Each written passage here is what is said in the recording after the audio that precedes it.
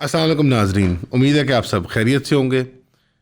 हर ज़ुबान ज़द-ए-आम एक सवाल था, कौन तलहा, कौन तलहा, कौन तलहा, कौन तलहा। रैप एलिया तू जॉन तलहा। मुंबई की सड़क पे वायस तू मुनव्वर से पूछ ले कौन तलहा। आज पता लगा कि ये है तलहा। कौन तलहा, कौन तलहा, कौन तलहा, कौन तलहा, रैप एलिया तू जॉन तलहा, मुंबई की सड़क पे वायस तू मुनव्वर से पूछ ले कौन तलहा। ये आदमी यकीनन आपने कभी ना कभी अनफॉर्चुनेटली अपने मोबाइल फ़ोन या टेलीविज़न या कंप्यूटर की स्क्रीन पे देख ही लिया होगा। ख़ास तौर पे अगर आपके घर में या आपके गिरदोनवा में अगर कोई टीनेज लड़की या लड़का है तो ये है तलहा अंजुम। तलहा अंजुम एक रैपर है। जिस तरह वो उर्दू में नहीं, ये एक रैपिस्ट है। तो ये sorry for the joke but हमारे यहाँ देसी प्रॉब्लम है, ये रैपर है। और इनका हिप हॉप या रैप करियर ज़रा नौजवानों में मशहूर है। इनके अक्रॉस दी कल्चरल टाइज बहुत ज़्यादा बॉर्डर के हैं। इंडिया में, नेपाल में, हर जगह फॉलोइंग है इनकी। जहाँ जहाँ उर्दू या हिंदी ज़ुबान बोली जाती है, ज़ाहिरी बात है अगर एक यंग आर्टिस्ट हैं। और इनकी वो एक ज़रा वो मिडिल क्लास बैकग्राउंड की एक स्ट्रगल भी है, ऊपर आना तो सारा वो एक रिलेटेबिलिटी है लोगों की। बच्चे नौजवान काफ़ी पसंद करते हैं इनको। और ये जो आर्ट कला वगैरह होती है इसकी ये कोई इस तरह से बाउंड्रीज या बॉर्डर्स तो नहीं होती है। इस लोगों से आपको समझ आ जाए, इवन समझ ना आए, पूरी दुनिया में लोग कितने फ़ैन हो जाते हैं। तो जो फ़ैन होते हैं तो वो बड़े खुश होते हैं कि आपका जो आइडल है, जिसको आप पसंद कर रहे हैं, जो सेलिब्रिटी है, वो आपके मुल्क का या आपका झंडा या आपकी कोई चीज़ जो है वो पहन ले या रिप्रेजेंट कर दे। तो नेपाल में ऐसे ही हुआ। तलहा अंजुम ने अपने कुछ फैंस की रिक्वेस्ट पे एक हिंदुस्तान का झंडा अपने कंधों पे लहराया और उनको बड़ा वो मान और फ़ख्र महसूस हुआ उसकी वजह से।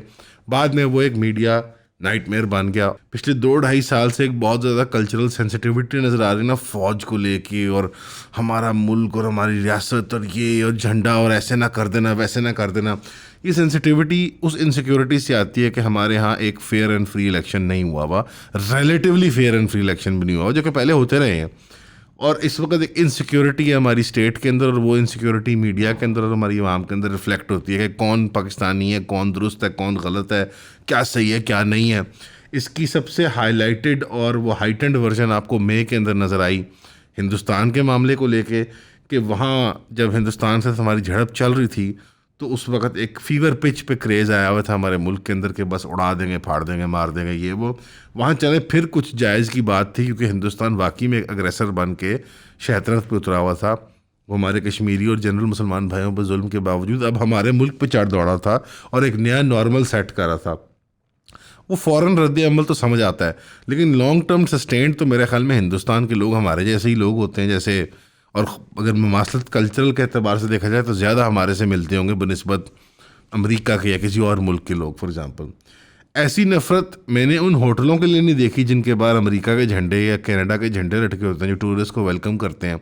या ऐसी नफ़रत मैंने हमारे प्राइम मिनिस्टर के लिए नहीं देखी, जो बरतानवी ताज का केक काटते हैं जाके उनकी एम्बेसी या कॉन्सलेट में। मैंने हल्के दुनिया में कोई ऐसा प्राइम मिनिस्टर या प्रेसिडेंट नहीं देखा जो अपने अपने पुराने मालिक जिसके ग़ुलाम रहे हों वो 200-250 साल, उसका केक जाके काटते हों। हिंदुस्तान में तो मैंने ऐसा रद्द अमल नहीं देखा। तो क्या प्राइम मिनिस्टर शहबाज शरीफ से भी ऐसे इंटरव्यू करेंगे हमारे न्यूज़ चैनल? या जो होटल के मालिक होते हैं, या जो जिन प्रोडक्ट्स की बैक पे, या जो फैशन की स्टेटमेंट के तौर पे झंडे पहनते हैं दूसरे मुल्कों के, क्या अमेरिका ने पिछले 20 सालों में चंद मिलियन मुसलमान कत्ल नहीं किए? क्या उनमें से चंद लाख मुसलमान पाकिस्तान और अफ़गानिस्तान में नहीं थे? तो अमेरिका का वीज़ा लगवाने पे कोई मसला है आपको, या अमेरिका जाने पे किसी को मसला है, या अमेरिका के झंडे को आपने लहराने के लिए, लटकाने के लिए? इस वक्त जाएं आप लाहौर शहर के अंदर किसी भी होटल के बाहर जहाँ पे इंटरनेशनल गेस्ट आते हैं, वहाँ 5-6 मेन मुल्कों के झंडे नहीं लटके होते उनको वेलकम करने के लिए। उनको आगे लगा दें हम, या होटल के मालिकों को बाहर निकाल के उनको मारना शुरू कर दें। तो ये इंडिया को लेके और अफ़गानिस्तान को लेके एक ख़ास कल्चरल हमारी इनसिक्योरिटी है। और ये इंडिया को लेके रिसेंटली ट्रिगर हुई है बिकॉज हमें अमन की आशा के दौर के बाद वापस उस स्टेज पे आए हैं कि बस नहीं, झंडे का एहतराम करें, उनके मुल्क की वो अलामत है, निशानी है। हिंदुस्तान के फैंस ने तलहा अंजुम को कहा कि सर आप हमारे सबसे बड़े आइडल हैं, आप हमारा झंडा, जैसा होता है यार, कॉन्सर्ट हो रहा होता है, सब लोग जोश में आए होते हैं वगैरह वगैरह। हालांकि ना तलहा अंजुम के मैं गाने सुनता हूँ, ना मैं उनको पसंद करता हूँ ख़ास तौर पे, ना मुझे वो क्राउड पसंद है, ना जेनजी की मुझे म्यूज़िक सेंसिबिलिटीज़ की समझ आती है। प्लस उनका जो जनरल एटीट्यूड होता है कि वो जिस तरह की ख़वातीन के बारे में लैंग्वेज इस्तेमाल करते हैं अपने गानों के अंदर, ड्रग्स वाला कल्चर प्रमोट करते हैं, और जो रैपिस्ट होते हैं आपको पता है वो अमेरिका के रैपिस्ट को कॉपी करते हैं और यूरोप के रैपिस्ट को कॉपी करते हैं, तो वही गन्स, वायलेंस, ड्रग्स, वो वाला कल्चर प्रमोट किया जाता है। गेटो कल्चर जो उसको कहते हैं, lower middle urban social class का जो कल्चर होता है वायलेंस का, और वो उनका एक्चुअल कल्चर तो नहीं होता, वो एक सब कल्चर होता है उनके कल्चर के अंदर, उसको बहुत हाईलाइट करके बढ़ा चढ़ा के दिखाया जाता है। तो मैं तो अप्रिशिएट नहीं करता इस चीज़ को कि गैंग वायलेंस को और लड़ाई झगड़े को और गोलियां मारना और मैंने उड़ा दिया, मैंने गिरा दिया, मैंने जला दिया, ये अच्छी चीज़ तो नहीं है यंग लोग बैठ के सुने। हमारे ज़माने में भी यही कुछ होता था। देसी रैपर्स कम थे लेकिन थे वो हिप हॉप वाले, पंजाबी रैप वाले होते थे। बट पॉइंट मेरा ये है कि तला अंजम को किस चीज़ की माफ़ी मंगवाई जा रही है, या मंगवाई उसने, या मांगी माफ़ी? ऐसा क्या उसने बड़ा जुर्म कर दिया? बरतानवी ताज बुरा या हिंदुस्तान हमारा ज़्यादा बड़ा दुश्मन? अमेरिका ज़्यादा बड़ा दुश्मन या हिंदुस्तान बड़ा दुश्मन? इसराइल बड़ा दुश्मन या हिंदुस्तान बड़ा दुश्मन? क्या आज पाकिस्तान के अंदर ऐसे सहाफ़ी नहीं है जो इसराइल के झंडे अपने बायों में लगा के घूमते हैं, या जो इसराइल की सैर करने जाते हैं? वो नेपाल में था, उसके कुछ फैंस हैं, उसका झंडा पहन लो। मैं पर्टिकुलरली बहुत सेंसिटिव नहीं फील करता, मैं सिंपथाइज करता हूँ, अंडरस्टैंड करता हूँ कि यार ये एक सेंसिटिव टाइम है, आपको वो नहीं शो करना चाहिए, किसी भी किस्म की सहमति मीडिया लेवल पर नहीं दिखानी चाहिए आपको इंडियन रजीम के साथ, क्योंकि वो माइनॉरिटीज़ पे, ख़ासतौर पर मुसलमानों पे और कश्मीरियों पे जुल्म कर रही है। फिट है, अंडरस्टैंड दैट आर्ग्यूमेंट, पर at the same time I don't think packing order में क्या तलहा अंजुम एक कल्चरल एम्बेसडर है पाकिस्तान का, या तलहा अंजुम लेजिटिमेसी प्रोवाइड करे इंडियन स्टेट को जब वो झंडा पहनता है और रिस्पेक्ट देता है? आई थिंक वो कल्चरल एम्बेसडर है। यानी जब आप एक झंडे का एहतराम करते हो, उन लोगों में human to human, people to people reflection जाता है कि नहीं यार, हमारी रियासत गंद कर रही है, ये लोग बड़े अच्छे हैं पाकिस्तानी लोग।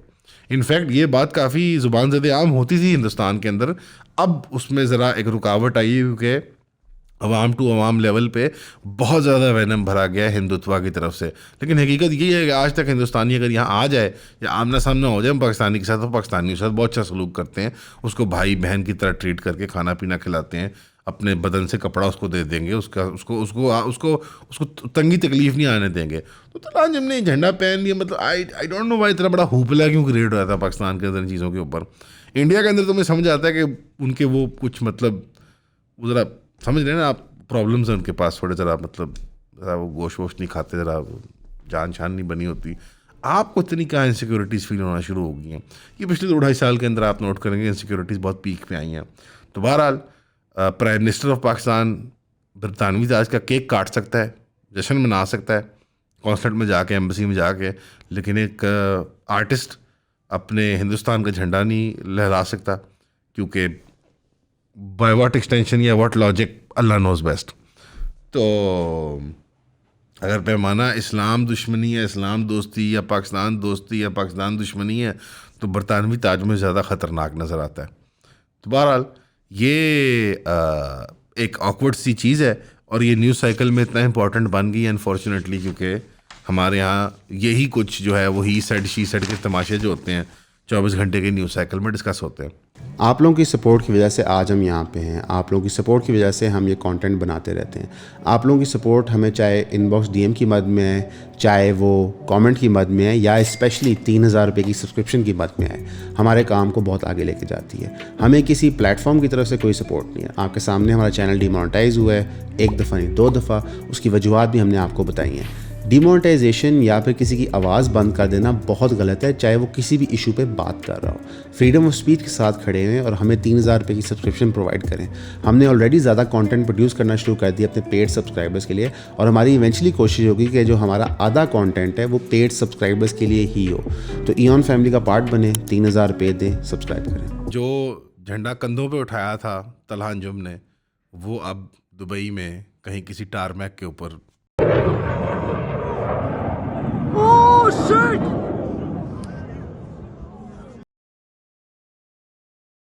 खुशी की बात नहीं है। एक मतलब जहाँबाज पायलट अपने मुल्क की खिदमत में एयर शो करते हुए इस तरह वो गिर गए हैं। बट पहले से मैं कहना चाहता हूँ हमने नहीं किया प्रॉमिस, ठीक है। ये तेजस की कंप्लेंट इंडियन एयरफोर्स खुद कर रही थी कि इसकी ऑयल लीकेज का प्रॉब्लम आता है। बट दुबई एयर शो के जो कुछ विजुअल्स पहले भी आए थे कि जहाँ इंडियन एयरफोर्स और पाकिस्तानी एयरफोर्स के पायलट्स आपस में मिल रहे थे एक प्रोफेशनल कैपेसिटी के अंदर, वो बहुत अप्रिशिएट कर रहे थे JF-17 थंडर को, सेल्फियाँ खिंचवा रहे थे, तो शायद उसका कारण यही है कि वो तेजस ने जो है वो इतना बड़ा कारनामा करना था। अगेन एक एब्सोल्यूट एरियल सुप्रेमेसी जो है पाकिस्तान की, वो डोमिनेंस जो है वो साबित हुई जा रही है बार बार, कि जो हमारा कैलकुलस है जिसमें nuclear to nuclear, ground to ground forces में हम मोरलेस बराबरी हासिल करते हैं और फिर नेवी में वो बर्तरी हासिल कर जाते हैं हमारे ऊपर, सिंपली एक वॉल्यूम का एतबार से। वहाँ एयरफोर्स आके उस सारे को, उस पैराडाइम को कम्प्लीटली वो है हमारे फेवर में स्क्यू कर देती है। इंडिया खैर बनाए मैं यही कह सकता हूँ। और हमने तो झंडे को इज़्ज़त देने की कोशिश की थी। ये इंडियन पायलट ही बार बार मजबूर करते हैं कि जो कभी आसमानों में उड़ता है झंडा, उसको जाके वो सीधा ज़मीन में गाड़ दें।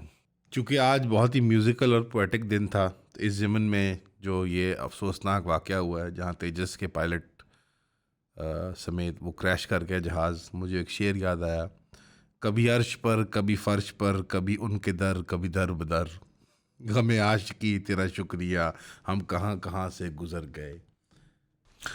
क्योंकि पाकिस्तान के अंदर ज़्यादा बड़ी जो अहम ख़बरें हैं वो ये हैं कि आपके यहाँ बुज़ुर्गों का एहतराम जो है, जो कि वाजिब होता है हमारे दीन में, वो हमारे कल्चरल वैल्यूज़ में भी वाजिब है, वो बिल्कुल एक वो इल्यूजन ही बन के रह गया, वो डिल्यूजन ही बन के रह गया। मतलब आप बुज़ुर्ग ख़वातीन को धक्के मार के भी हटें पिंडी अडयाला जेल के बाहर से, पंजाब पुलिस वाले।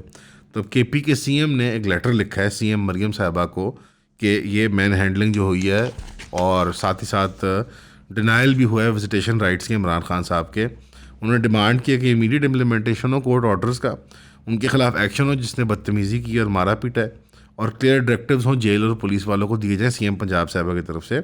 और चौथा, एक इस्टेब्लिशमेंट किया जाए एक डिग्निफाइड लीगल सिस्टम विजिटेशंस के लिए, कि यार कानूनी तरीके से इज़्ज़त के साथ लोगों को आप वहाँ तक पहुँचाएँ। अब इसके बियॉन्ड अगर सीएम साहबा या पीएम साहब या जो हमारी नून लीग की हुकूमत है या पीपल्स पार्टी की रजीम है या हमारी स्टेट जो है हमारी फ़ौज, अगर इस सब के बियॉन्ड भी वो हरासमेंट जारी रखेगी पीटीआई के मेंबरों के लिए और फैमिली मेंबर्स के लिए, तो फिर वाज़ेह हो जाएगा कि एक all animals are equal except some are more equal than others वाला हिसाब हो जाएगा।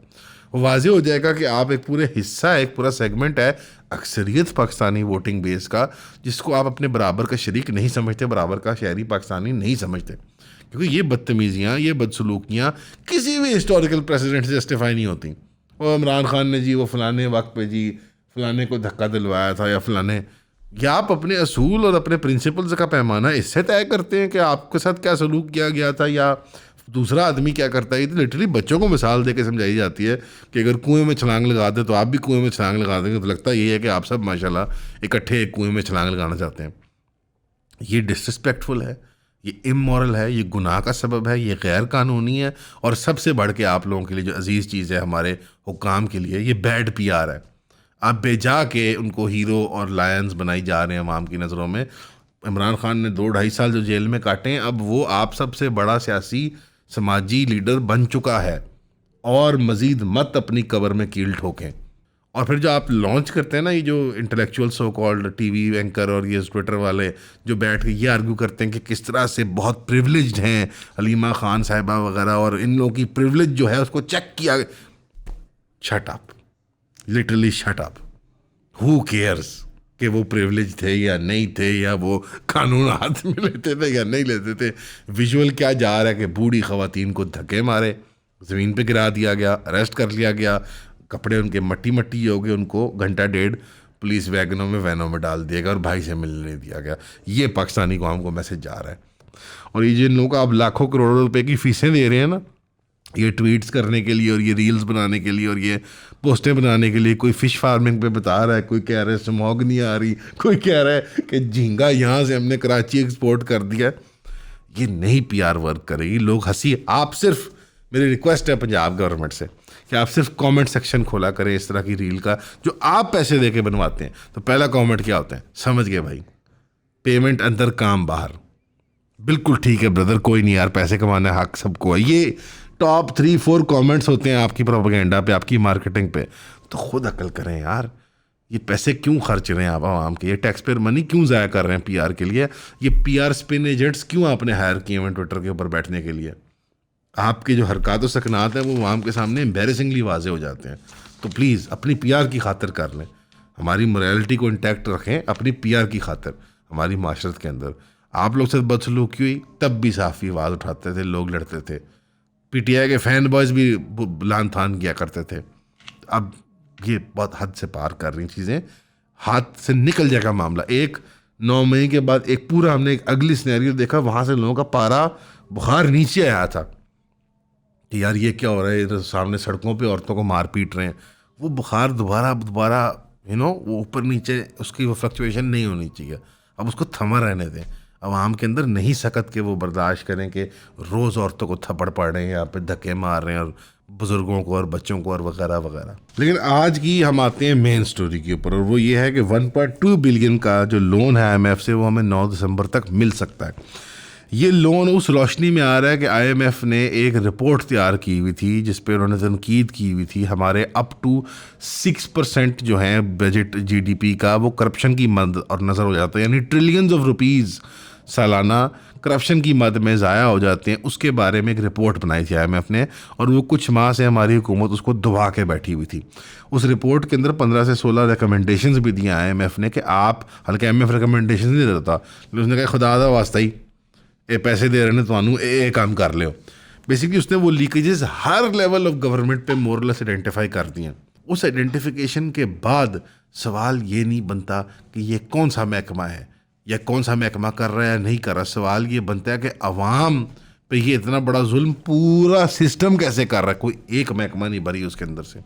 उन रिकमेंडेशंस में SIFC भी है, ministry of planning and development भी है, उसके अंदर रिकमेंडेशंस के अंदर आपका कानूनी निज़ाम भी है, आपका टैक्स का निज़ाम है कि ये अनक्लियर है, ये ऑब्ट्यूस है, ये ऑब्फिस्केटेड है, ये क्लियर नहीं है।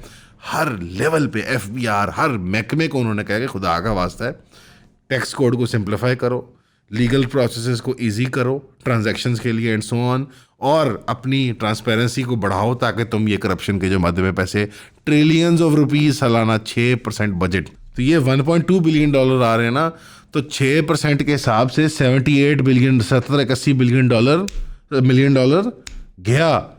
यानी जो IMF ने आंकड़ा दिया है, जो स्टेटिस्टिक दिया है हमें, उस स्टेटिस्टिक के मुताबिक आते साथ ही 6% हमारा कोई भी बजट कोई भी खर्चा होता है उसमें से निकलना ही निकलना है, ज़ाया ही ज़ाया होना है करप्शन की मद में। तो 1.2 का जो बनता है वो 70-80 मिलियन डॉलर बनता है। 70-80 मिलियन डॉलर ना एक पूरे शहर की वो तकदीर संवार सकता है। ओवरसाइट और करप्शन। अब इसमें मोहसिन बेग साहब क्या कह रहे हैं, ये सारी बात है सरकार की तर्जुमानी कर रहे हैं, ये सिविल हुकूमत की तर्जुमानी नहीं कर रहे, ये दी सरकार की तर्जुमानी कर रहे हैं। This report is sufficient to open the eyes of all stakeholders and government. This is the truth and reality that we are not ready to accept, but we have laid bare all our dirty laundry before IMF, and this was a part of the agreement that with them that this report would be made public, otherwise Pakistan would not have received the next installment. यानी उन्होंने ये बात reveal की कि अगर ये दिसंबर की हमें चाहिए थी तो हमें ये इवेंचुअली रिपोर्ट रिवील करनी थी। फ़र्क ये है कि उन्होंने नवंबर की 18-20 कर दी है और तब जाकर रिवील किया है ताकि पाकिस्तानी अवाम को समझ ही ना आए, इतना टाइम ही ना हो, क्योंकि अगले 15-20 दिन में ये आ जाने पैसे IMF के, तो वो पैसे अंदर कर लेने हमने, उसमें से 60-70 मिलियन डॉलर ऐसे हम करके उन्होंने हजम करके डिकार मारना, कुछ भी नहीं, ख़त्म हो गई बात। मोहसिन बेग साहब कह रहे हैं कि सबसे ख़तरनाक बात यह है कि बड़े गहरे सवालिया निशान जुडिशरी और जुडिशल सिस्टम के ऊपर उठाए। वो उन्होंने ये भी मौका देख के 87वीं अमेंडमेंट की वो लॉजिक फिट कर दिया इसके अंदर। बेग साहब चाह रहे हैं कि सरकार, यानी बेग साहब से मुराद बिग सरकार चाह रही है कि जुडिशरी पे डाल दो। शुक्र है सिविल हुकूमत का नाम नहीं लिया हुआ। वो एक ज़माना था कि फ़ौज और जुडिशरी मिल के सिविलियन रियासतों की हुकूमतों की बैंड बजाया करती थी। अब वो है कि सिविल पॉलिटिशियन और स्टेट मिल के जुडिशरी की बैंड बजा रही है। जनाब SIFC को चीफ साहब खुद हेड करते हैं। 2 साल हो गए SIFC ने एक रिपोर्ट नहीं शाया की। हालांकि टेक्निकली अगर मेरोज़ मियाँ $100 पाकिस्तान में इन्वेस्ट करते हैं तो SIFC में नोटिफिकेशन जा रही है, इस तफसील तक है। कोई महकमा नहीं स्पेयर्ड जनाब मोहसिन बेग साहब, जनाब सरकार वालों, जुडिशरी पर डाल के ये आप you cannot get away with this. Transparency and lack of easy taxation laws और फाइनेंशियल ट्रांजैक्शंस को फैसिलिटेट करना, ये एक जुज़ है उसका। बाकी 14-15 पॉइंट भी देखें। बहरहाल हमेशा की तरह पाकिस्तान के अंदर एक गेम ऑफ थ्रोन्स नहीं, गेम ऑफ लोन्स खेली जाती है। जबकि हमें टू बी फ्रैंक कोई किसी फॉरेन एजेंसी की, कोई किसी फॉरेन महकमे की हमें डेट सर्विसिंग के लिए लोन्स लेने की ज़रूरत ही नहीं है। हमारे मेजॉरिटी लोन्स हमेशा की तरह आज तक डोमेस्टिक लोन्स हैं। इसका अप टू 40-50% हमारा बजट उसकी सर्विसिंग में लगता है। यार ये फ़ौज कोई दे दो, कोई बम बम बना लें, खुद हल्फिया कसमिया मैं कह रहा हूँ डोमेस्टिक मिलिट्री इंडस्ट्रियल कॉम्प्लेक्स को दे दो, चाहे वो एयरफोर्स को, चाहे वो स्मॉल आर्म्स को, चाहे वो फौज को, चाहे वो ड्रोन्स को, जो मर्जी हो, इधर ही लोग एम्प्लॉय होंगे ना। फौज बजट खा जाए, ये बजट बैंकों को मत दो, बैंकों को मत दो। यूबीएल को हमने जिन बना दिया, इट्स अ बैंक। इसका प्राइमरी काम ये है कि वो बोरोइंग देता है स्टेट गवर्नमेंट को, स्टेट बैंक, और सूद देता है अपने कस्टमर्स को। स्टेट बैंक, स्टेट बोरो कर रहा है उससे। यकीन करो लफ्ज़ खो जाते हैं, नहीं समझ आती कि क्या कहे, गालियां बके आदमी क्या कहे। जाते जाते मेरे पास कहने को यही है, इट्स योर बॉय, या pull up on you like agency, देता असरात मनफी, तुझ में डर है, I can sense it, left you bloody जैसे menses, F around till you come to your senses, मैं हूं फ्यूचर, तू है पास्ट टेंसेस, लाजवाब you do not have the answers, तुम जैसे अफगानिस्तान में अमेरिकन्स। बहुत आगे जाएगी ये कौम।